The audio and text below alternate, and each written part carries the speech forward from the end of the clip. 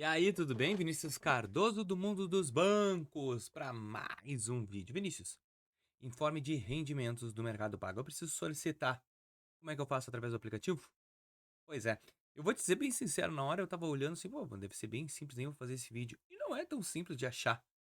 Não é um procedimento que eu procuraria, mas eu vim te mostrar nesse vídeo que no final tu vai achar fácil. Vamos lá? Deixa eu colocar a telinha do meu celular e vamos conversar a respeito desse procedimento agora. Telinha aí. Pessoal, se tu clicar em Olá Vinícius lá em cima, não é ali. Se tu vir aqui nesse ver mais, também não é aqui.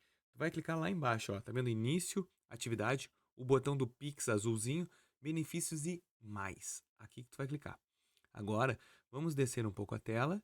Ó, embaixo do convite e ganhe. Informe de rendimentos. Agora aqui ele vai te mostrar o que tem, ó. Tu queres do ano de 2024, que provavelmente é o ano que tu queiras, ou um para trás vai colocar, ó. Tu bota aí em solicitar, ó, 2024, solicitar. Ó, seu arquivo está sendo disponível em breve. Assim que ele estiver pronto, vamos te avisar por e-mail. O que acontece? Ele vai ter que fazer uma varredura em todo o aplicativo. Em nenhum banco digital, fintech, tu vai conseguir tirar o informe de rendimentos na hora.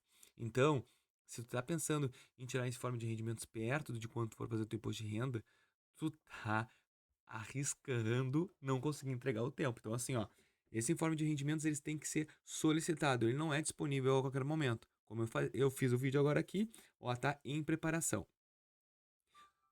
Chegou. Agora a demanda não está sendo tão alta. Por isso que está sendo rápido. Ó, acessar informe de rendimentos. Ó, vou botar no Safari. E aí, tá prontinho. Opa, não, aqui, ó. Eu vou novamente aqui, vou atualizar a página.